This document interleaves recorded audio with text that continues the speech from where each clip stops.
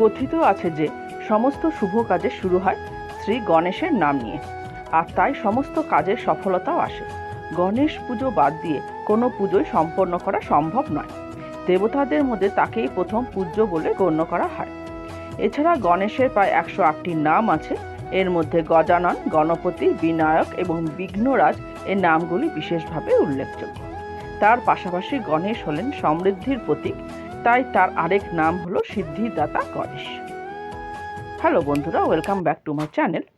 আজকে আমি এই ভিডিও আলোচনা করব 2024 সালে গণেশ চতুর্থীর পুজো কবে পড়েছে, শুভ সময় কখন এবং বাড়িতে কিভাবে আমরা গণেশ পুজো করব। ভিডিওটি শুরু করার আগে বলে নিই, যদি ভিডিওটি ভালো লাগে তাহলে অবশ্যই লাইক করে কমেন্ট করবেন এবং চ্যানেলটিকে সাবস্ক্রাইব করে রাখবেন।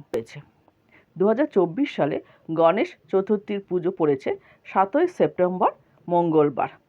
চতুর্থীর মুহূর্ত শুরু হচ্ছে 6ই সেপ্টেম্বর দুপুর 3টেয়, আর চতুর্থী মুহূর্ত শেষ হচ্ছে 7ই সেপ্টেম্বর বিকেল 5:30টায়। এই সময়ের মধ্যে আমরা গণেশ চতুর্থীর বিশেষ যে পুজো সেটি কিন্তু আরম্ভ করব। গণেশ চতুর্থীতে কখন আপনি পুজো করবেন না, গণেশ চতুর্থীর পুজোর সময় 7ই সেপ্টেম্বর বেলা 11:03 থেকে শুরু হচ্ছে। পুজো শেষ হবে 1:34 গণেশ চতুর্থীর পুজো পর্ব চলে 10 দিন চলে। গণেশ চতুর্থীর পুজো পর্ব চলে 10 দিন ধরে। পুজোর শেষ দিনে হয় অনন্ত চতুর্দশী। 2024 সালের গণেশ চতুর্থী শেষ হবে 17ই সেপ্টেম্বর, অর্থাৎ সেই দিনই হবে অনন্ত চতুর্দশী এবং গণেশ বিসর্জন।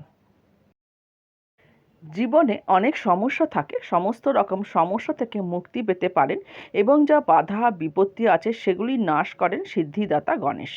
ব্যক্তিগত এবং পেশাগত জীবনের নানা রকম সমস্যা থেকে মুক্তি পেতে ভক্তরা গণেশ চতুর্থী পুজো পালন করে থাকে। তাহলে বন্ধুরা, আমি আজকে আলোচনা করলাম 2024 সালে গণেশ চতুর্থী কবে পড়েছে, শুভ মুহূর্ত কখন। ভিডিওটি ভালো লাগলে লাইক করে কমেন্ট করবেন আর চ্যানেলটিকে সাবস্ক্রাইব করে রাখবেন।